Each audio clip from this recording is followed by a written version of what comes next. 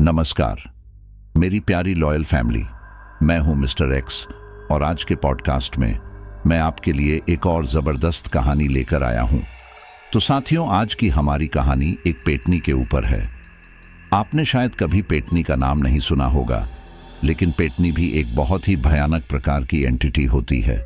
जब वो अपने सबसे उग्र रूप में होती है तो उससे बचना बहुत मुश्किल हो जाता है।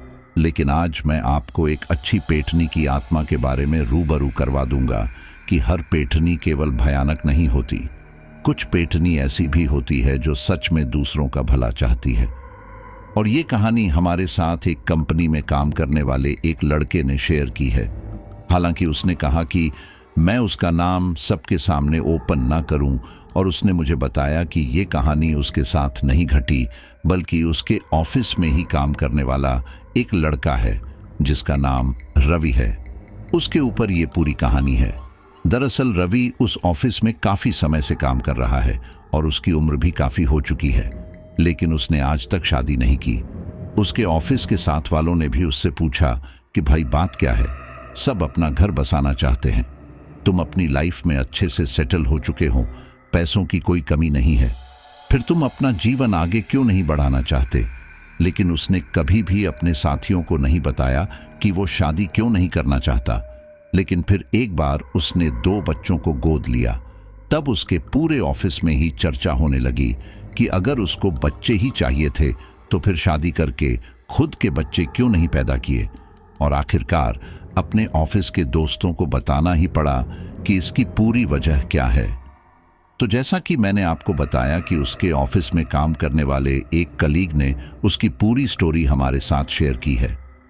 लेकिन उससे पहले मैं इतना कहना चाहूंगा कि हम बहुत मेहनत से आपके लिए यह कमाल की स्टोरी तैयार करते हैं, लेकिन काफी लोग अभी तक भी हमारी फैमिली के मेंबर नहीं बने हैं। तो चैनल को सब्सक्राइब करके इस रिश्ते की गांठ को मजबूत कर लीजिए, ताकि हर रोज आपको बेहतरीन से बेहतरीन कहानियां मैं दे सकूं। और हाँ, जितने भी लोग कहानी सुन रहे हैं वो अपना प्यारा सा कमेंट जरूर कर दें। तो चलिए स्टोरी को शुरू करते हैं। दरअसल रवि एक मध्यम वर्गीय परिवार का लड़का था। कुछ समय पहले एक दुर्घटना में उसके माता पिता का देहांत हो चुका था। उनके अलावा रवि का कोई भाई या बहन नहीं थी, इसलिए उनके जाने के बाद रवि बिल्कुल अकेला पड़ गया था। इस हादसे के दौरान रवि मात्र 19 साल का था, इसलिए उसके चाचा चाची अपने बच्चों के साथ उसके साथ ही रहने लगे ताकि वो रवि का ख्याल रख सकें। लेकिन रवि का ख्याल रखना तो सिर्फ एक बहाना था। असल में उनकी नज़र उस संपत्ति पर थी जो रवि के माता पिता के बाद रवि की थी। शुरुआत में तो वे लोग उसके साथ बहुत अच्छा व्यवहार कर रहे थे। उसकी चाची उसे समय से नाश्ता वगैरह देती, लेकिन इन सब के बाद वो रवि से गुस्से में रहने लगी। यहाँ तक कि उनका सारा परिवार पहले खाना खा लेता और रवि को कोई पूछता तक नहीं। खाने के नाम पर भी रवि को सब्जी, रोटी और चावल ही मिलता। वहीं दही और मिठाइयाँ उसके चाचा चाची छिपा कर रखते और सिर्फ अपने बच्चों को ही देते। जब भी बाहर से कोई रिश्तेदार आता तो उसके चाचा चाची ये दिखाते कि वे लोग रवि का बहुत अच्छे से ख्याल रख रहे हैं, लेकिन रवि उनकी सारी कमाई अपने फालतू खर्चों में उड़ा रहा है। इसलिए उसके रिश्तेदार रवि को समझाते कि ऐसा ना किया करे। उसके चाचा उसे पाल रहे हैं, वो बहुत बड़ी बात है, वरना आज वो यहाँ अकेला होता। वे लोग मिलकर उसे इस बात का एहसास कराने की कोशिश करते कि रवि उनके एहसानों की वजह से आज है, वरना कहीं भीख मांग रहा होता। रवि को फालतू बहस की आदत नहीं थी, इसलिए वो ज्यादा कुछ ना बोलता। घर की शांति बनी रहे, इसके लिए रवि ने किसी को कुछ नहीं कहा। लेकिन फिर एक दिन रवि के चाचा ने उससे कहा, रवि बेटा, तुम्हारा खर्चा बहुत हो रहा है, इसलिए हम चाहते हैं कि तुम पढ़ाई लिखाई छोड़कर घर खर्च के लिए कमाने में मेरी सहायता करो। रवि कोई दब्बू किस्म का लड़का नहीं था, वो अपना हक छीनना बहुत अच्छे से जानता था। इसीलिए वो बोला, मेरा अकेले का खर्चा कैसे हो रहा है, जरा आप बताएंगे? मैं खाने में सोना चांदी नहीं खा रहा और मुझे तो मिठाई वगैरह भी आप लोग नहीं देते। ये सुनकर उसके चाचा झेंप गए, क्योंकि उन्हें रवि से इस जवाब की उम्मीद नहीं थी।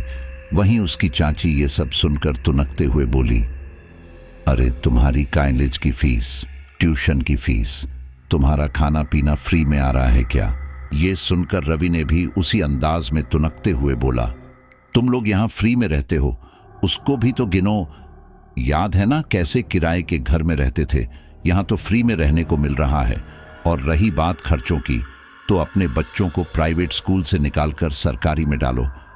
वो जो डांस क्लासेस जाते हैं वो बंद करो, और हाँ, हर रविवार को जो तुम लोग बाहर घूमने जाते हो वो बंद कर दो। फिर तुम्हारा खर्चा अपने आप ही कम हो जाएगा। यह सुनकर उसकी चाची गुस्से में बोली, तुम्हारी वजह से मैं अपने बच्चों का खर्चा क्यों बंद करूं? अगर तुम हेल्प नहीं कर सकते तो कल से तुम्हारे लिए खाना नहीं बनेगा, अपना इंतजाम कहीं और कर लेना। यह सुनकर रवि मुस्कुराया और बोला, मैं भी यही सोच रहा था। ये घर मेरे पिता ने अपनी मेहनत से बनाया था, इसमें तुम लोगों का कोई हिस्सा नहीं है, इसलिए कुछ ही दिनों में तुम लोग यहाँ से निकल जाना, नहीं तो मैं पुलिस में जाऊंगा और तुम्हारे खिलाफ कंप्लेंट करूंगा कि तुम लोगों ने मेरे घर पर जबरदस्ती कब्जा किया हुआ है। यह सुनकर उसके चाचा काफी घबरा गए। उन्होंने रवि को समझने की कोशिश की, लेकिन रवि ने कुछ नहीं सुना और फिर कुछ दिन बाद वे लोग कहीं और शिफ्ट हो गए। अब रवि उस घर में बिल्कुल अकेला था, जिसका उसे कोई दुख नहीं था। रवि ने अपने घर में ऊपर के हिस्से पर किराएदार रख लिए और खुद भी कॉलेज के बाद कहीं पार्ट टाइम काम करने लगा। इससे उसका गुजर बसर आराम से हो रहा था। इन्हीं सब में 3 साल बीत गए और रवि का नॉलेज पूरा हो गया और उसे एक अच्छी कंपनी में काम मिल गया। उसका जीवन ऐसे ही चल रहा था कि एक दिन उसके जीवन में एक नया मोड़ आया। एक रात वह अपने काम से वापस आ रहा था कि तभी रास्ते में उसे एक घायल लड़की दिखाई थी। उसने उस लड़की को उठाने की कोशिश की, लेकिन जब वह नहीं उठी तो उसने अपने बैग में मौजूद पानी की बोतल से पानी की छींटे उस लड़की के चेहरे पर मारे। पानी पड़ते ही वह लड़की होश में आई और घबराते हुए रवि को देखने लगी। तभी रवि बोला, क्या तुम ठीक हो? उस लड़की ने हाँ में अपनी गर्दन हिला दी। फिर रवि ने उससे पूछा, तुम कौन हो, कहां से आई हो? चलो मैं तुम्हें तुम्हारे घर छोड़ देता हूं। इस पर वह लड़की रोते हुए बोली, मेरा कोई नहीं है, मैं इस दुनिया में बिल्कुल अकेली हूं। मेरे माता पिता का कुछ समय पहले स्वर्गवास हो गया था और फिर चाचा चाची ने मुझे यहां किसी को बेच दिया। मैं बड़ी मुश्किल से जान छुड़ाकर उनके चंगुल से भागी हूं और अब वहां वापस नहीं जाना चाहती। रवि को उस लड़की की कहानी अपनी सी लगी, क्योंकि उसके माता पिता के बाद उसके रिश्तेदार भी तो ऐसा ही बर्ताव कर रहे थे। इसलिए उसने उस लड़की की सहायता करने की सोची और वो बोला, तुमने इस बारे में पुलिस में कंप्लेंट की? वह लड़की बोली, नहीं, मुझे नहीं पता मेरी वहां सुनवाई होगी भी या नहीं। कहीं मेरे चाचा चाची पुलिस वालों को रिश्वत देकर मामले को रफा दफा कर दिया तो मेरा क्या होगा? मैं अब वहां दोबारा नहीं जाना चाहती। इस पर रवि बोला, देखो मुझे गलत मत समझना, मैं तुम्हारी सहायता करना चाहता हूं और कुछ नहीं। मेरे घर में एक कमरा खाली है, तुम चाहो तो वहां रह सकती हो। मेरे घर में और भी किराएदार है, एक पति पत्नी भी है, किराएदार की तरह रहते हैं। तुम चाहो तो वहां रह सकती हो। तुम मुझे महीने का किराया दे देना, और अगर अभी तुम्हारे पास पैसे नहीं है तो तुम मुझे बाद में भी दे सकती हो। इस पर उस लड़की ने हामी भर दी, क्योंकि उसके पास इसके अलावा और कोई चारा भी नहीं था। वह लड़की रवि के साथ घर आने लगी। इसी बीच रवि ने पूछा, वैसे आपने मुझे अपना नाम नहीं बताया? वह लड़की बोली, जी मेरा नाम भारती है। रवि भारती को घर ले आया और उसे एक छोटा सा कैमरा दे दिया। उस समय रात बहुत हो चुकी थी, इसलिए रवि ने 2 लोगों का खाना बनाया और भारती को उसके कमरे में ही खाना देकर अपने कमरे में जाकर खाने लगा। रवि ने अपने घर पर रह रहे किराएदारों में सबको भारती के बारे में बताया। उन्हीं के घर में रह रहे एक दंपति ने भारती को कुछ कपड़े दिए और फिर रवि ने भारती के लिए कोई काम ढूंढना शुरू किया। जब तक भारती को कोई काम नहीं मिला, तब तक उसके खाने पीने का सारा इंतजाम रवि कर रहा था। कभी कभार रवि के किराएदार भी भारती को कुछ न कुछ दे दिया करते। भारती के साथ रवि को एक अलग ही लगाव था, या लगाव से कुछ ज्यादा, क्योंकि उसे वह और भारती एक जैसे ही लगते थे। दोनों ने ही अपने परिवार को खो दिया था और अब रिश्तेदारों की वजह से वे दोनों काफी परेशान थे। ऐसे में रवि ने सोचा कि चलो वह तो लड़का है, इसलिए कोई ज्यादा उसका फायदा नहीं उठा पाया, लेकिन भारती तो लड़की है, इसलिए उसे न जाने कितना कुछ झेलना पड़ा होगा। रवि उसकी हर संभव सहायता करना चाहता था, इसलिए उसने भारती से कहा था कि अगर उसे किसी चीज की जरूरत हो तो वह बेहिचक उससे बात कर सकती है। लेकिन शायद भारती को अभी रवि पर भरोसा नहीं था, इसलिए वह रवि से ज्यादा नहीं बोलती थी। खैर, इसी तरह से 1 महीना होने को आया था, लेकिन अभी तक भारती को कहीं काम नहीं मिला, जिस वजह से वह इस महीने का किराया रवि को नहीं दे पाई। रवि यह बात भली भांति जानता था, इसलिए उसने इस बारे में उससे कोई बात नहीं की, लेकिन भारती के मन में यह बात अभी बैठी हुई थी कि वह रवि के ऊपर बोझ है। इसलिए एक शाम जब रवि वापस घर आया, तब भारती उसके पास आई और बोली, मेरे काफी ढूंढने के बावजूद मुझे कोई ढंग का काम नहीं मिल रहा और मैं आपके ऊपर बोझ भी नहीं बनना चाहती, इसलिए मैं यहां नहीं रह सकती। इस पर रवि बोला, तुम्हारा बाहर जाना ठीक नहीं होगा, तुम्हें पता है ना कि दुनिया कैसी है, इसलिए यहीं रहो और जब पैसे का बंदोबस्त हो जाए तब धीरे धीरे करके मुझे दे देना, और अगर तुम कहो तो मैं काम ढूंढने में तुम्हारी मदद कर सकता हूं। तुम कितना पढ़ी लिखी हो? भारती बोली, मैं 2री या 3री तक ही पढ़ी हूं। उसके बाद मेरे माता पिता का देहांत हो गया था और फिर मेरे रिश्तेदारों ने मेरी पढ़ाई छुड़वाकर घर पर बिठा दिया। मैं वहां पर रहकर घर के सारे कामकाज करती और फिर बड़े होने पर। इसके आगे भारती कुछ न कह सकी, उसकी आंखों से आंसू बहने लगे। तब रवि बोला, ठीक है, तुम्हें कोई काम आता है, जैसा कि सिलाई कढ़ाई? भारती ने ना में अपनी गर्दन हिला दी। तब रवि बोला, खाना बनाना तो आता होगा? भारती बोली, हाँ वह तो आता है। तब रवि बोला, ठीक है, फिर मैं पता करूंगा कि कहीं किसी को खाना बनाने वाले की जरूरत हो तो वह मुझे बताएं, फिर तुम वहां लग जाना, या फिर ऐसा ही कुछ काम जिसमें ज्यादा स्किल्स की जरूरत ना हो। इस पर भारती बोली, वह तो बाद की बात है, लेकिन अभी के लिए मैं क्या करूं? मुझे यह मंजूर नहीं कि मैं ऐसे ही आपका खर्चा बढ़ाऊं, आखिर मैं हूं ही कौन आपकी। रवि बोला, ठीक है, जब तक तुम्हें बाहर काम नहीं मिल जाता तुम यही मेरे सारे काम कर दिया करना, जैसे मेरे कपड़े धोना, साफ सफाई करना और खाना वगैरह बनाना, और इसके एवज में तुम यहां रह लेना। अब तो ठीक है। भारती ने हाँ में अपनी गर्दन हिला दी। उस दिन से रवि का सारा काम भारती करने लगी।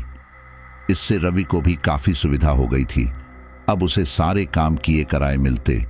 कुछ दिनों में रवि को किसी ने बताया, एक फैक्ट्री में पैकिंग के काम के लिए लोग चाहिए। फैक्ट्री वाले सामान घर भेजकर लेने भी आएंगे, बस पैक ही करना है। बस फिर क्या था, रवि ने उन्हें भारती के बारे में बता दिया। रवि अच्छे घर का लड़का था, इसलिए वह लोग मान गए। रवि ने घर आकर इस बारे में भारती से बात की और भारती इसके लिए मान गई। 2-4 दिनों में फैक्ट्री वालों ने भारती को सामान दे दिया और अब भारती घर पर रहकर ही सामान पैक करने लगी। फैक्ट्री वाले इसके लिए भारती को 6,000 रुपए तनख्वाह दे रहे थे, जिसमें भारती का खर्चा आराम से निकल रहा था। भारती के दिल में रवि के लिए काफी इज्जत बढ़ गई थी, क्योंकि रवि ने न सिर्फ उसकी सहायता की थी, उसे शरण भी दी थी, और यहाँ तक कि उसने कभी भारती को गलत नजर से नहीं देखा।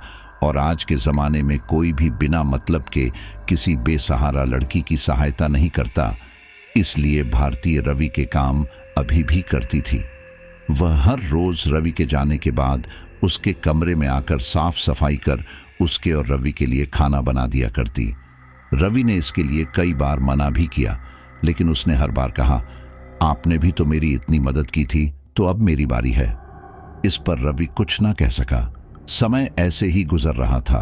उन दोनों के बीच लगाव पहले से ज्यादा बढ़ रहा था, जिसका शायद उन्हें पता नहीं चला।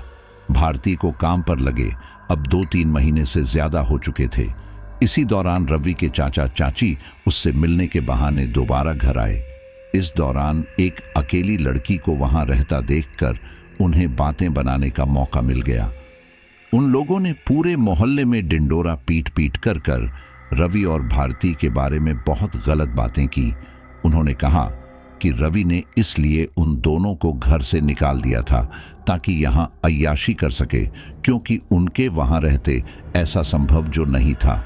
रवि जब घर आया तो ये बातें उसके कानों में भी पड़ी। उसे इसका बहुत बुरा लगा, क्योंकि यहाँ बात सिर्फ रवि की नहीं थी, एक लड़की की आत्मसम्मान की भी थी। इसलिए रवि ने उन सभी का मुंह बंद करने की बहुत कोशिश की, लेकिन वह लोग इतनी आसानी से कहाँ चुप होने वाले थे। तब उसकी चाची बोली, बड़े भाई साहब ने इतनी मेहनत से नाम कमाया, और यह है कि एक लड़की को घर में रखकर वह नाम डुबाने पर फिरा है। इसने हमें तभी तो घर से निकाल दिया ताकि हम इसे रोक ना सके। इस पर रवि को गुस्सा आया और वह बोला, चलो, हम तो अभी जवान हैं, अभी हमारी शादी नहीं हुई है, लेकिन आप लोग शादीशुदा होते हुए भी और अधेड़ उम्र के होकर इधर उधर क्यों मुंह मार रहे हो? अब मैं यहाँ सबके सामने अपना मुंह तो नहीं खोलना चाहूंगा, लेकिन अब अगर ज्यादा मेरे ऊपर कीचड़ उछाला तो उसके छींटे तुम्हारे दामन पर भी आएंगे। यह सुनकर दोनों पति पत्नी आपस में लड़ने लगे और वहां से चले गए।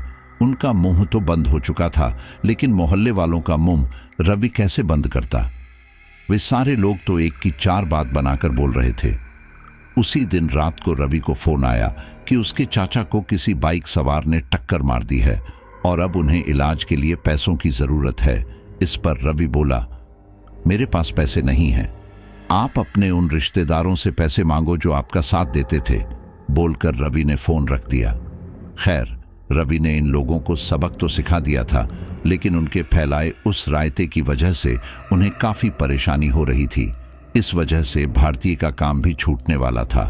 उन लोगों का कहना था कि वे लोग ऐसी लड़कियों को काम पर नहीं रख सकते, इसलिए अगले महीने तक तुम कहीं और काम देख लेना।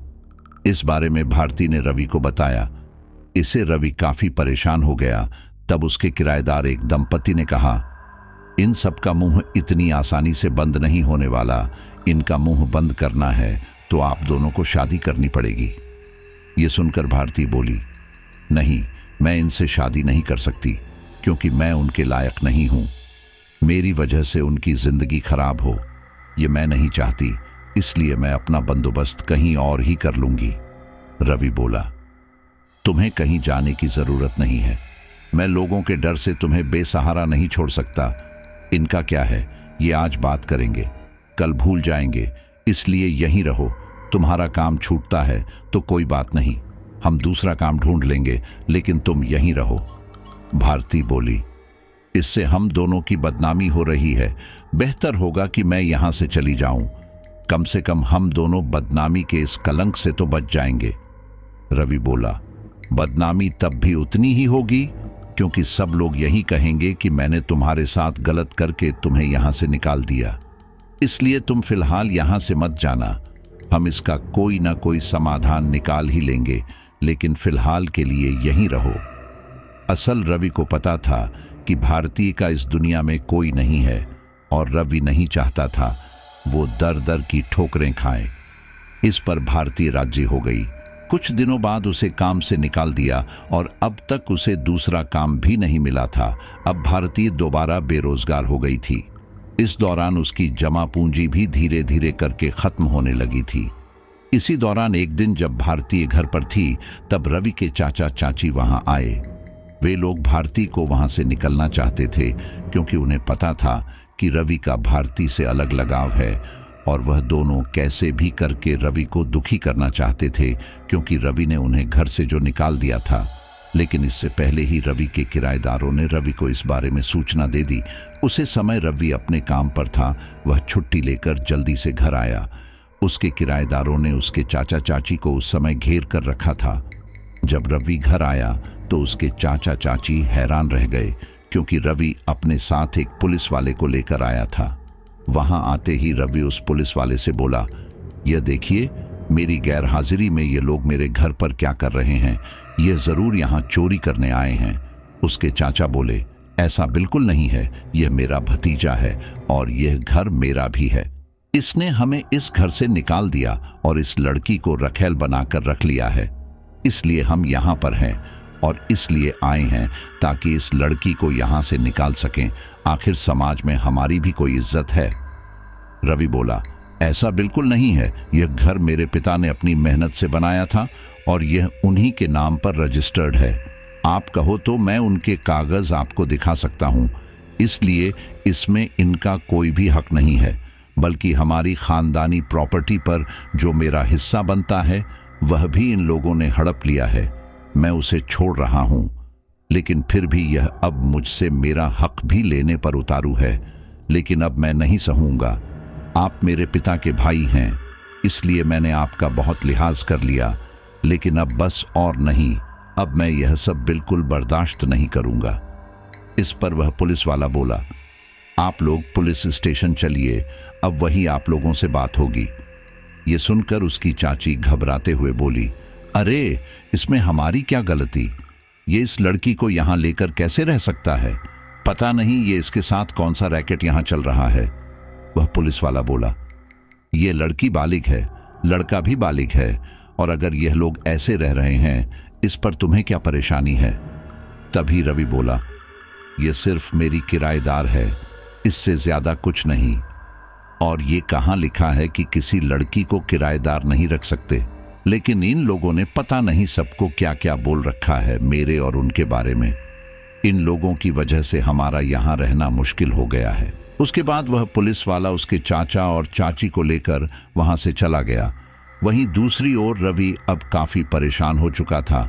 उसे समझ नहीं आ रहा था क्या करे जिससे ये सब लोग उसे और भारती को सुनाना बंद कर दे। कि तभी उस दंपति ने दोबारा कहा, देखो भैया, समाज में तुम लोगों का काफी नाम खराब हो चुका है और हम जानते हैं कि इसमें आपकी कोई गलती नहीं है, लेकिन आप लोगों को अपने लिए कोई ना कोई जीवन साथी तो चाहिए ही होगा। तो आप लोग एक दूसरे से शादी क्यों नहीं कर लेते? इससे सबक मुंह भी बंद हो जाएगा। और भारती जी, रवि बहुत अच्छा लड़का है, आपका बहुत ख्याल रखेगा। और रवि भैया, भारती भी बहुत अच्छी लड़की है। रवि बोला, मुझे कोई आपत्ति नहीं है। भारती, तुम इसमें क्या कहती हो? इस पर भारती कुछ न कहते हुए चुपचाप अपने कमरे में चली गई। कुछ तो ऐसा था जो भारती बोलना चाहती थी, लेकिन बोल नहीं पा रही थी।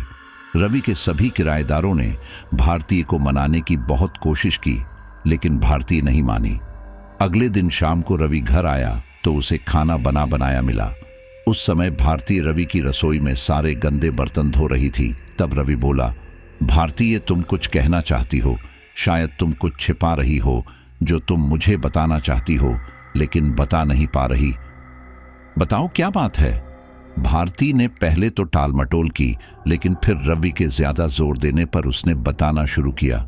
असल में मेरे चाचा ने मुझे किसी आदमी को बेच दिया था। मेरी उम्र उस समय 15-16 साल रही होगी। उस आदमी ने मेरे साथ, बोलते हुए भारती की आंखें भर आईं। फिर वह आगे बोली, मैं कुछ महीने उसके पास रही। इस दौरान मैं उसके घर के सारे काम करती। उस समय मुझे यही लगा था कि ये मेरे पति हैं और मैंने इसे ही अपनी नियति मान लिया था। लेकिन कुछ महीने बाद जब मेरी आंखें खुली तो मैं एक अंधेरे कमरे में थी। मैं काफी घबरा गई थी, समझ नहीं आ रहा था। बाहर से कुछ आवाजें आ रही थी, ऐसी जैसे किसी चीज के लिए बोली लगाई जा रही हो। डर के मारे मेरा दिल बैठा जा रहा था और आखिर में वही हुआ जिसका मुझे डर था। मेरे चाचा चाची ने दोबारा मुझे किसी को बेचने की योजना बना ली थी। मैं वहां से निकलकर भागना चाहती थी, लेकिन भाग न पाई और फिर मुझे किसी और को बेच दिया गया। मैंने उनसे बहुत विनती की मुझे छोड़ने के लिए, लेकिन उन्होंने मुझे बहुत मारा और कहा कि उन्होंने मेरे लिए बहुत पैसे दिए हैं और अब वो मुझसे अपने पूरे पैसे वसूल करके रहेंगे।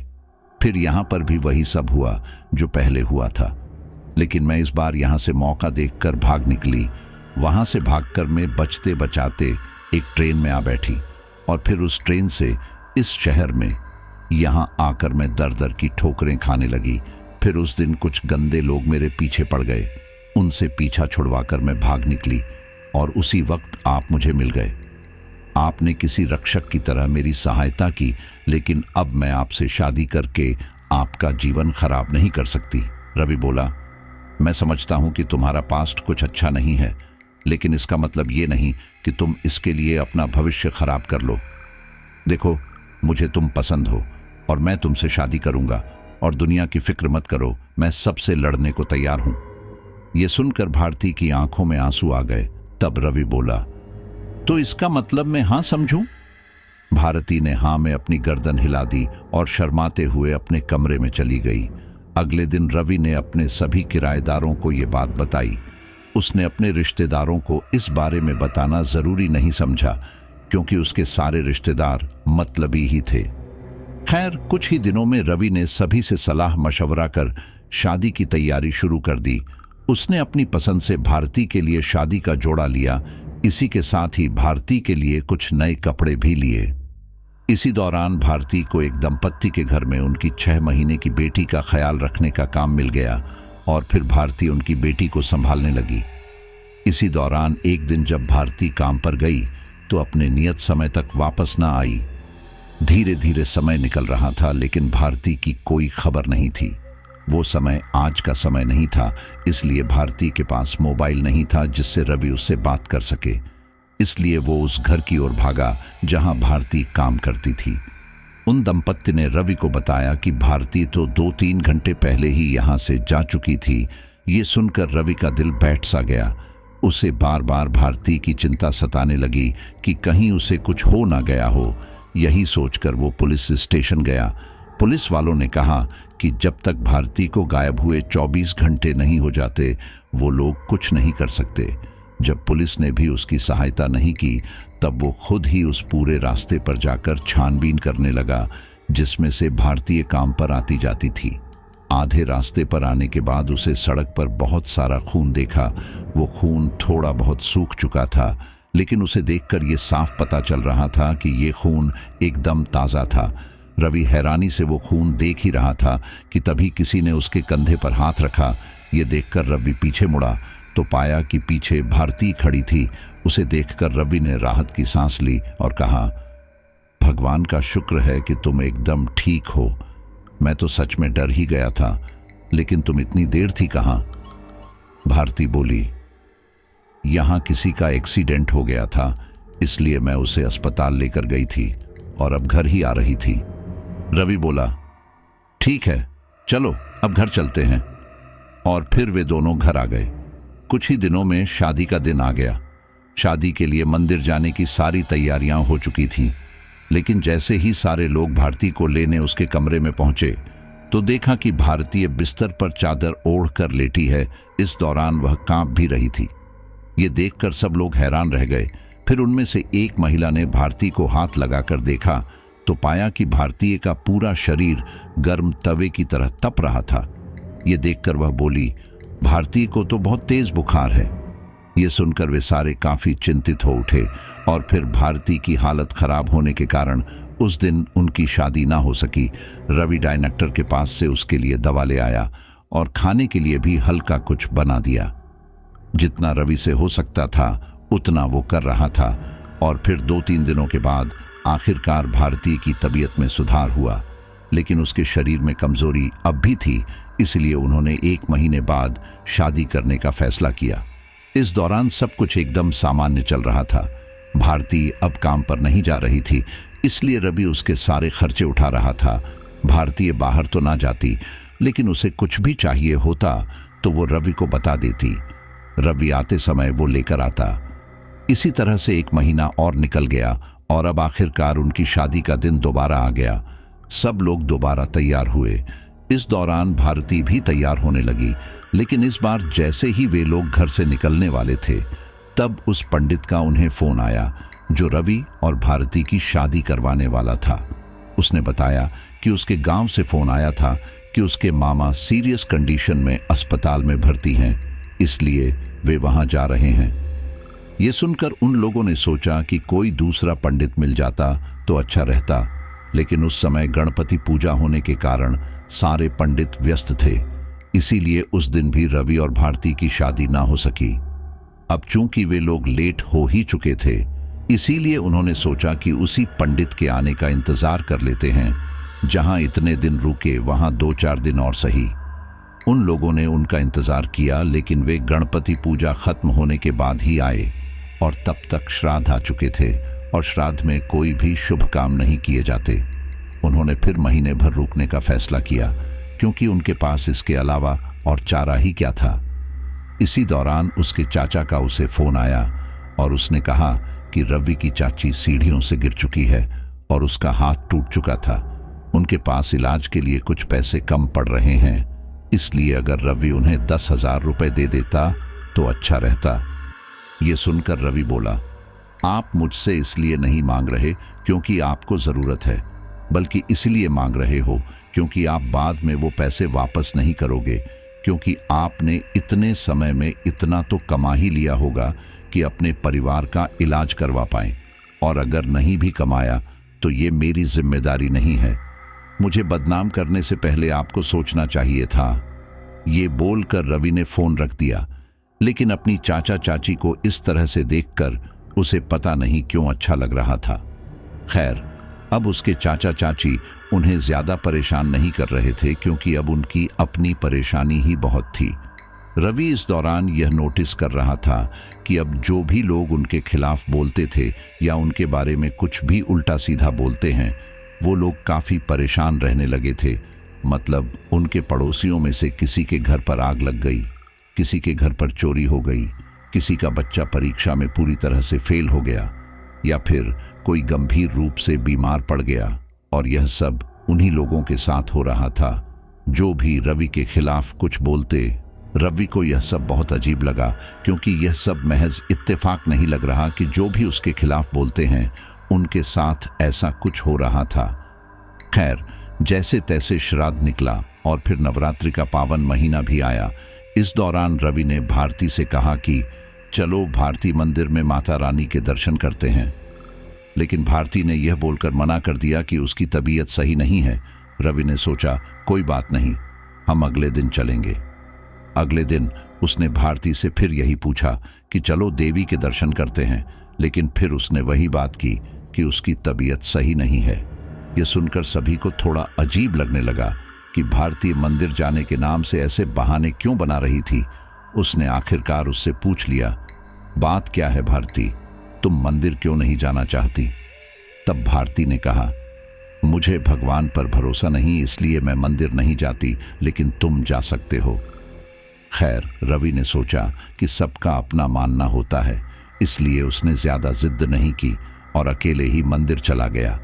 वह इस बात को भूल ही गया था और एक दिन फिर वह सारे दोबारा शादी की तैयारी करने लगे। इस दौरान भारती की फिर से तबीयत बिगड़ी और फिर यह शादी दोबारा रोकने पड़ी। इन सब से सभी को थोड़ा डर लगने लगा था कि आखिर शादी के टाइम पर ही यह क्या हो जाता है कि किसी न किसी अड़चन के कारण शादी स्थगित करनी पड़ती है। यह सब हो ही रहा था कि तभी उसके किराएदारों में से एक उसके पास आया और रवि से पूछा कि आखिर वो इतना परेशान क्यों है। तब रवि ने उसे अपने परेशानी का कारण बताया कि शादी के समय ही पता नहीं क्या हो रहा है। तब उसके किराएदार ने कहा, हो सकता है कि किसी को आपकी खुशियों से समस्या हो, इसलिए कोई जानबूझकर ऐसा कर रहा हो।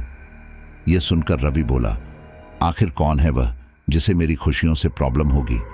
किराएदार बोला, एक हो तो बताऊं, आपके तो सारे रिश्तेदारी आपसे कन्नी काट कर बैठे हैं और वह आपसे बदला लेने का कोई ना कोई मौका ढूंढ रहे होंगे। हो सकता है उनमें से किसी का यह किया धरा हो, क्योंकि आपके माता पिता के बाद आपने उनकी एक नहीं चलने दी। ये बात बिल्कुल सच थी वैसे तो, क्योंकि उसके रिश्तेदार उससे सिर्फ पैसा खाने की फिराक में थे, लेकिन उसने उनके मंसूबों पर पानी फेर दिया और इतना ही नहीं, उनसे सारे रिश्ते भी तोड़ लिए। इस वजह से वे सारे उससे काफी गुस्से में थे और उससे बदला लेने की फिराक में थे। उसे लगने लगा था कि हो ना हो यह सब उन्हीं में से किसी का किया था, इसलिए उसने इस बारे में कुछ करने का फैसला किया। इतने में ही वह किराएदार दोबारा बोला, भैया, यह हम लोगों के बस की बात नहीं है, इसके लिए हमें किसी तांत्रिक वांत्रिक से बात करनी पड़ेगी। रवि को यह बात सही लगी और फिर उसने अगले दिन से ही किसी तांत्रिक या भगत को ढूंढना शुरू किया। लेकिन ऐसे तांत्रिक को ढूंढना जो सच में इन सब कामों में महारत हासिल किए होते हैं बहुत मुश्किल होता है, क्योंकि आधे से ज्यादा तो इसमें पाखंडी ही होते हैं। इन्हीं सब के दौरान कई ढोंगी पाखंडी रवि को भी मिले। उन्होंने रवि से पैसे भी ऐंठे थे, लेकिन उन सब का कोई भी फायदा नहीं हुआ। हाँ, लेकिन एक बात और है कि उसके बाद वह सारे ढोंगी पाखंडी किसी न किसी दुर्घटना का शिकार जरूर हो गए थे। यह बात सभी को बहुत अजीब लग रही थी कि आखिर कौन है वह जो भी रवि को परेशान करता है या उसका नुकसान करता है तो उसके साथ ऐसा करवा रहा है। और यह सब एकदम सामान्य लग रहा था, मतलब ऐसा देखने से लग नहीं रहा था कि इसमें किसी का हाथ हो सकता है। इसी दौरान जब रवि एक दिन काम से वापस आ रहा था तब उसे रास्ते में एक साधु बाबा मिले। वह साधु बाबा औरों की तरह पाखंडी नहीं लग रहा था। उन्होंने रवि का चेहरा देखते ही सारी स्थिति भांप ली और कहा, तेरे घर में बहुत भारी मुसीबत आन पड़ी है और अगर तूने कुछ नहीं किया तो यह तेरा बहुत बड़ा नुकसान कर सकती है। यह सुनकर रवि को सब याद आ गया कि यह सब उसके साथ क्या क्या हो रहा है। तब उसने बोला, मेरी समझ में नहीं आ रहा महात्मा कि मेरे साथ क्या हो रहा है। हालांकि इसमें मेरा नुकसान कुछ भी नहीं हो रहा है, लेकिन मैं जब भी शादी करने जा रहा हूं तो कि किसी अड़चन के कारण मेरी शादी नहीं हो पा रही। आप ही बताइए कि मैं क्या करूं। वह साधु बोले, तेरी शादी अभी हो भी नहीं सकती क्योंकि कोई है जो चाहता है कि तेरी और उस लड़की की शादी ना हो। रवि बोला, आखिर कौन हो सकता है, क्योंकि मेरे ऐसे रिश्तेदार बहुत हैं जो मेरा बुरा चाहते हैं, लेकिन उनमें ऐसा कौन है मैं समझ नहीं पा रहा। वह बाबा बोले, यह किसी बाहर वाले का काम नहीं है बेटा, यह जरूर किसी ऐसे का काम है जो तेरे घर में से ही कोई है, क्योंकि यह जो कोई भी कर रहा है ना वह तेरे घर में रहकर ही कर रहा है। तुझे पता है कोई ऐसा?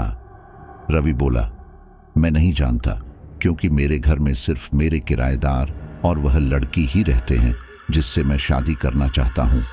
इनके अलावा तो मैं किसी बाहर वाले को अपने घर में घुसने भी नहीं देता। तब बाबा बोले, मैं तुझे सिद्ध किए हुए कुछ फूल दूंगा, तुझे वह ले जाकर अपने घर में रखने हैं, ऊपर और नीचे चारों तरफ, लेकिन ध्यान रहे ये बात तुझे किसी को नहीं बतानी, समझा? और फिर 24 घंटे बाद वह लाकर मुझे मेरे आश्रम में देना है। इससे पता चल जाएगा कि जो भी तेरे घर में है वह किस तरफ है। उसके बाद बाबा ने अपने झोले में हाथ डाला और कुछ फूल निकाले। फिर उन्होंने आंख बंद कर कुछ मंत्रोच्चारण किए और फिर वह फूल रवि को देते हुए कहा, यह फूल अपने घर के हर कमरे में जाकर रख देना, ठीक है? और हाँ, जब भी तुम यह फूल लेकर आओ इनको अलग अलग लिफाफे में डालकर लेकर आना, ताकि यह मिले नहीं। हर कमरे का नंबर भी लिख लेना, बाकी मैं देख लूंगा। रवि ने वैसा ही किया। रवि ने वह फूल ले जाकर अपने घर की हर कमरे में ले जाकर रख दिए, यहां तक कि अपने सभी किराएदारों को भी वह एक एक फूल ले जाकर माता का फूल है बोल कर दे दिया। सभी लोगों ने वह फूल ले जाकर अपने कमरे में रख दिया। भारती ने भी वैसा ही किया। 24 घंटे बाद रवि ने सबसे वह फूल वापस मांगा। यह सुनकर उसके किराएदारों ने पूछा, आपने कल फूल दिया और आज वापस ले रहे हैं, बात क्या है? तब रवि ने बताया, अरे पूजा का फूल ज्यादा दिनों तक घर में नहीं रखते, इसलिए इसे बहते जल में प्रवाहित कराऊंगा। यह सुनकर सभी ने अपने अपने कमरे में से फूल लाकर रवि को दे दिए। रवि वो फूल लेकर वहां से चला गया। इस दौरान भारती की आंखों में आंसू थे।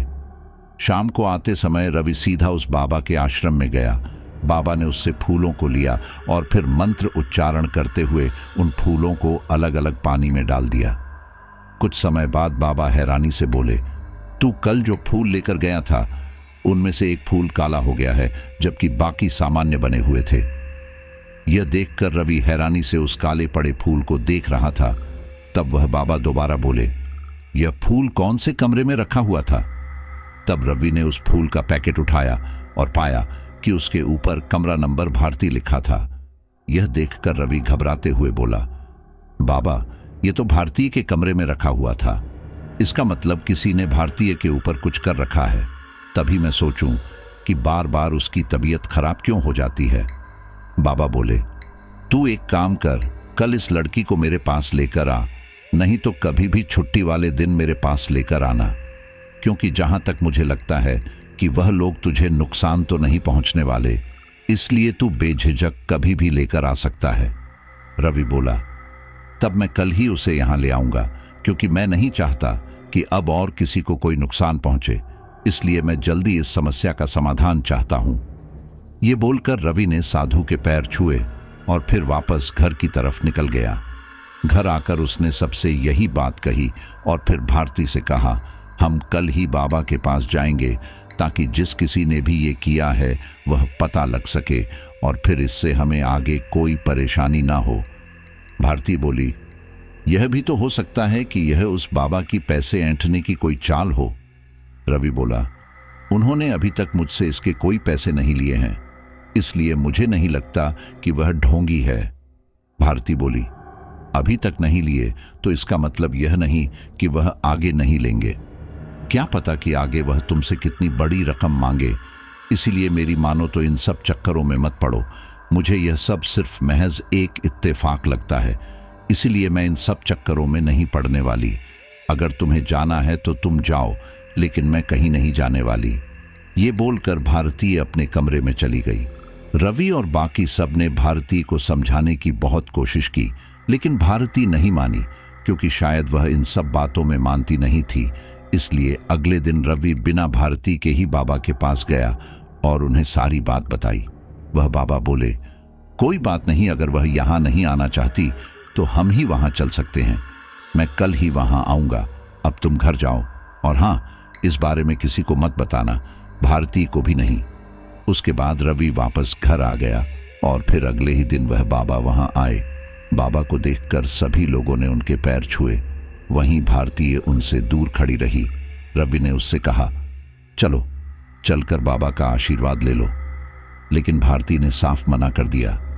ये देखकर उस बाबा ने धीरे धीरे मंत्र उच्चारण करना शुरू किया। उन मंत्रों के प्रभाव से भारती धीरे धीरे करके पीछे हटने लगी। यह देखकर रवि ने उससे पूछा, क्या बात है भारती, तुम हमसे दूर क्यों हट रही हो? यह तुम्हें नुकसान नहीं पहुंचाएंगे, मेरा यकीन करो। लेकिन भारती तो मानो उसकी सुनी ही नहीं रही थी। धीरे धीरे करके भारती पीछे हटने लगी। वही बाबा मंत्र उच्चारण करते हुए आगे बढ़ने लगे। ये देखकर भारती तेजी से पीछे भागी और फिर हवा में कहीं गायब हो गई। ये देखकर सब हैरान रह गए। तब रवि बोला, आखिर यह सब क्या है? भारती अचानक से हवा में कैसे गायब हो सकती है? मुझे यकीन नहीं हो रहा है। बाबा बोले, बेटा, बात इतनी सीधी नहीं है जितना तुम्हें लग रही है। ये लड़की कोई मामूली लड़की नहीं है।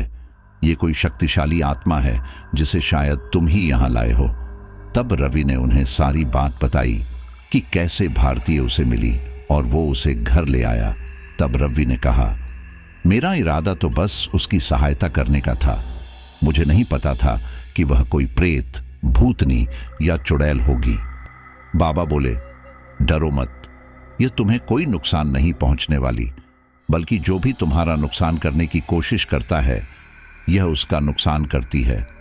और शायद यह तुमसे शादी इसलिए नहीं करना चाहती क्योंकि फिर इससे उसे मंदिर में जाना पड़ेगा, और किसी भी तरह की दुष्ट आत्मा का मंदिर में जाना वर्जित है। वह वही भस्म हो सकती है या फिर बात कुछ और है, यह तो उसी से ही पूछना पड़ेगा। रवि बोला, तो बाबा अब हम क्या करें? बाबा बोले, हमें एक अनुष्ठान करना होगा। उस अनुष्ठान में हम इस लड़की की आत्मा को बुलाएंगे और उससे पूछेंगे कि आखिर बात क्या है, वह क्यों ऐसा कर रही है, और अगर उसे नुकसान ही पहुंचाना है तो तुम्हें क्यों नहीं पहुंचा रही। उसके बाद एक कुंड में अग्नि प्रज्वलित कर अनुष्ठान शुरू किया गया। बाबा ने मंत्र उच्चारण करते हुए पवित्र सामग्रियां कुंड में अर्पित करनी शुरू की। इस दौरान रवि भी वहां हाथ जोड़कर बैठा हुआ था। इस दौरान उसके चेहरे पर गंभीर भाव थे। कुछ ही देर में आसपास का माहौल पवित्र होने लगा और फिर वहां पर भारती की चीखने चिल्लाने की आवाज आने लगी। यह सुनकर रवि काफी घबरा गया और बोला, बाबा, ये सब क्या हो रहा है? बाबा बोले, भारती एक तरह की भटकती आत्मा है, जिस वजह से उसे इस अनुष्ठान से तकलीफ हो रही है, लेकिन चिंता मत करो, ये सब उसके भले के लिए ही है। और फिर बाबा ने वह अनुष्ठान जारी रखा। कुछ देर तक वह अनुष्ठान ऐसे ही चला रहा। इसी बीच भारतीय के चीखने चिल्लाने की आवाज आने लगी।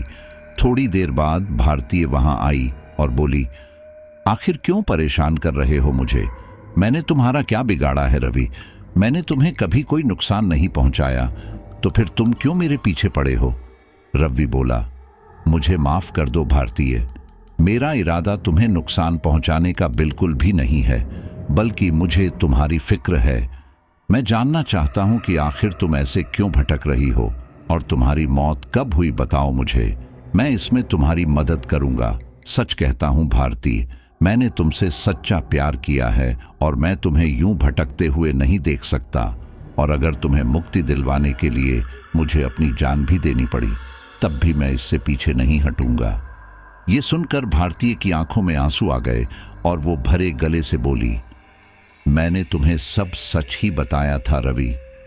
मैं तुम्हारे साथ अपने जीवन की नई शुरुआत करने को लेकर बहुत उत्साहित थी रवि, लेकिन शायद होने को कुछ और ही मंजूर था। याद है, कुछ समय पहले मैं काफी समय तक घर नहीं आई थी और तब तुम मुझे जगह जगह ढूंढ रहे थे। फिर मैं तुम्हें एक सड़क पर मिली थी जहां खून पड़ा हुआ था। असल में उस दिन मेरा ही एक्सीडेंट हुआ था और मैं उसी दिन मारी गई थी। उस दिन एक तेज रफ्तार कार ने मुझे टक्कर मार दी थी और वहीं मेरी मौत हो चुकी थी। अपने शव को यूं लहूलुहान देखकर मुझे यकीन नहीं हो रहा था। मैं वहीं सड़क पर एक कोने में बैठी रही।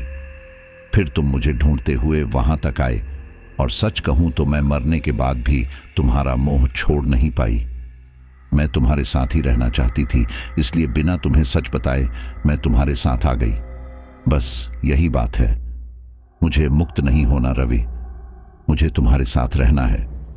तब बाबा बोले, भारती, तुम अपने जीवन में शादी की इच्छा लेकर मरी थी, इसलिए तुम अब पेटनी बन चुकी हो। यह सुनकर रवि हैरानी से बोला, पेटनी? पेटनी मतलब क्या? मैं समझा नहीं। तब बाबा बोले, अगर कोई शादीशुदा स्त्री गर्भवती होकर मरती है तो वह चुड़ैल बन जाती है। वहीं अगर कोई कुंवारी कन्या अपने मन में शादी की आस लेकर मरती है तो वह पेटनी जाति बन जाती है। ऐसे में वैसे तो यह पेटनी एक शक्तिशाली बुरी आत्मा होती है, लेकिन भारती के मामले में ऐसा नहीं है। भारती एक अच्छी आत्मा है जो इन सब के कारण पेटनी नहीं बन चुकी है। यह सुनकर रवि बोला, भारतीय को इससे मुक्त करने का कोई तो रास्ता होगा, क्योंकि मैं यह नहीं देख सकता कि भारतीय इस तरह से भटके। बाबा बोले, शायद यही उसका भाग्य है। इस पर रवि गुस्से में बोला, ऐसा बिल्कुल नहीं होगा।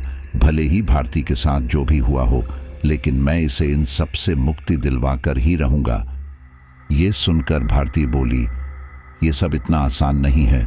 मुझे मुक्ति एक ही शर्त पर मिल सकती है कि जब कोई शख्स मुझे पेतनी योनि से मुक्ति दिला दे, और ऐसा तभी हो सकता है जब कोई मुझसे शादी कर ले। लेकिन हाँ, वह शख्स भी दोबारा कभी दूसरी शादी नहीं कर सकता। आप बताओ, ऐसा कौन करेगा? एक भटकती आत्मा के लिए अपना जीवन कौन खराब करेगा? इसलिए मैं यहां से दूर चली जाऊंगी। ये सुनकर रवि बोला, तुमने अपना फैसला तो सुना दिया, लेकिन मेरा फैसला है कि मैं तुमसे शादी करूंगा और आजीवन ब्रह्मचर्य का पालन करूंगा। ये सब सुनकर सब लोगों ने रवि को बहुत समझाया कि वह ऐसा ना करे, इससे उसका जीवन खराब हो जाएगा। भारतीय ने भी रवि को बहुत समझाया कि वो ऐसा ना करे, क्योंकि वो रवि से प्यार करती थी और वो नहीं चाहती कि उसकी वजह से रवि इस तरह का जीवन जिए। तब रवि बोला, अगर मैं तुम्हें मुक्ति नहीं भी दिला पाया तो मैं भी किसी और से शादी नहीं करूंगा, क्योंकि मेरे दिल में मैंने सिर्फ एक ही लड़की से प्यार किया था और वह तुम हो। इसके अलावा मैं किसी को भी वह जगह नहीं दे पाऊंगा। इसलिए मुझे करने दो, ताकि मेरे मन को थोड़ी तसल्ली मिले कि शायद मौत के बाद हम दोनों एक साथ हो, और मैं उसका इंतजार करने के लिए तैयार हूं। रवि की बातें सुनकर वहां मौजूद है हर किसी की आंखें नम हो गई। उनके दिल में रवि के लिए इज्जत पहले से बहुत अधिक बढ़ गई थी। ये बात सच थी कि उसके अपने रिश्तेदारों के प्रति काफी रूखा व्यवहार था, लेकिन वह दिल का बहुत अच्छा था। इस बात का उन्हें आज पूरा यकीन हो चुका था। फिर सारे वाद विवादों के बाद यह तय हुआ कि आने वाले शुभ मुहूर्त में रवि और भारती की शादी करवा दी जाएगी। इस पर रवि बहुत खुश था कि चलो अब भारती को इन सब से मुक्ति मिल जाएगी, लेकिन भारती नहीं, क्योंकि उसकी वजह से रवि का जीवन सदा सदा के लिए खराब हो जाएगा। उसने रवि को समझने की बहुत कोशिश की, लेकिन रवि अपने फैसले पर जस का तस था। एक आध दिनों में सारी तैयारियां शुरू कर दी गई। घर को बहुत अच्छे से सजा दिया गया। भारती भी तैयार होकर नीचे आ गई और रवि भी तैयार होकर नीचे आ गया था। बाबा ने घर के आंगन में हवन कुंड में अग्नि प्रज्वलित की और बाबा ने मंत्र पढ़ना शुरू किया। इस दौरान भारती की आंखों से आंसू बह रहे थे और उसने कहा, अभी मौका है रवि, मेरे लिए क्यों अपनी जिंदगी खराब करते हो? तब रवि बोला, एक बात बताओ, क्या मैं अपने परिवार को ऐसी परेशानी में छोड़ सकता था? और सच कहूं तो जब मैंने पहली बार तुमसे शादी करने का फैसला किया, तब से तुम भी मेरा परिवार हो गई थी और मैं तुम्हें किसी भी मुसीबत में नहीं देख सकता। फिर चाहे इसके लिए कुछ भी करना पड़े तो मेरी फिक्र मत करो, मैं सही रहूंगा। और फिर वह दोनों एकदम शांति से बैठ गए। कुंड में पवित्र अग्नि जल रही थी। वहीं भारती के मन मस्तिष्क में काफी हलचल मची हुई थी। जैसे तैसे उनकी शादी हुई और शादी होते ही भारती का शरीर वहां से गायब होने लगा। तब भारती बोली, रवि, मुझे पेतनी योनि से मुक्ति दिलाने का बहुत बहुत शुक्रिया। भले ही मेरे जीते जी मेरा जीवन किसी नर्क से कम नहीं था, लेकिन कुछ समय बाद जब तुम मिले तो मुझे यह बात पता चल गई कि सच्चा प्यार सच में होता है और निभाने वाला अगर कोई तुम जैसा हो जो अपने से पहले अपने साथी के बारे में सोचे, तब वो सच में धन्य है। मैं हमेशा हमेशा के लिए जा रही हूं। तुमने मुझे मुक्त कर दिया, अब मैं तुम्हारा ऊपर इंतजार करूंगी। उसके बाद भारती का शरीर छोटे छोटे कणों में विखंडित होकर वहां से गायब हो गया। भारती को मुक्ति मिल चुकी थी।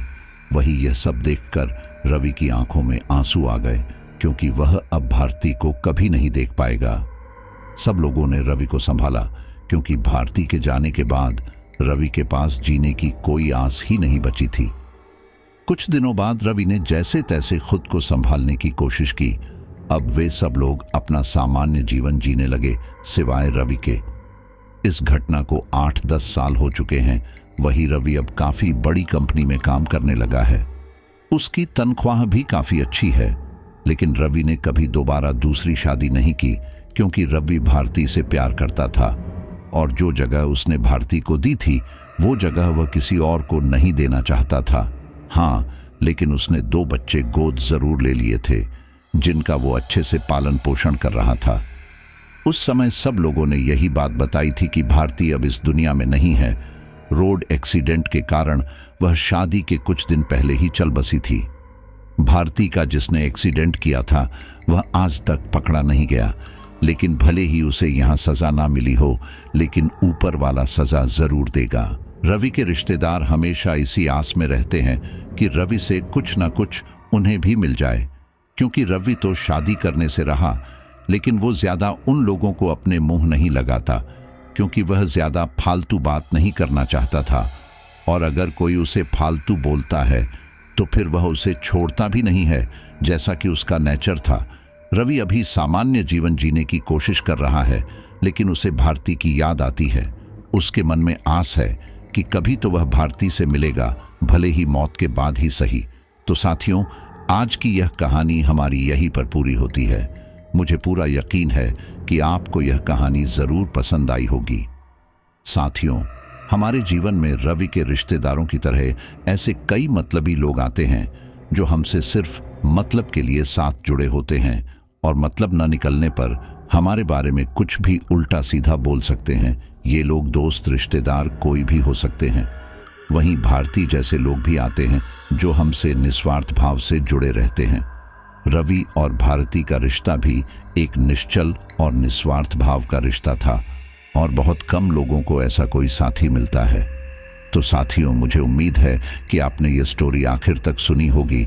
तो अगर आपने आखिर तक सुनी है तो फिर लिखिए, हम हैं मिस्टर एक्स की लॉयल फैमिली जो सुनते हैं आखिर तक पूरी स्टोरी, और मैं अगली स्टोरी में आपका नाम लेने की पूरी कोशिश करूंगा। तो चलिए अंत में हम अपने लॉयल फैमिली मेंबर्स के नाम ले लेते हैं। इलियास हुसैन उदयपुर राजस्थान से, रेवती कर्नाटक से, शुभेंद्र सिन्हा सिलचर असम से, पूजा गुरनानी राजस्थान से, कुसुम मिश्रा छत्तीसगढ़ से, सुशील उड़ीसा से, अल्फेज कुरैशी यूपी मेरठ से, साखिल खान, रितेश गौड, सभी का बहुत बहुत धन्यवाद। और अंत में मैं धन्यवाद देना चाहूँगा ममता सहाय का, जिन्होंने हमारे लिए ये स्टोरी तैयार करने में हमारी सहायता की है। तो चलिए मिलते हैं आपसे अगली स्टोरी में।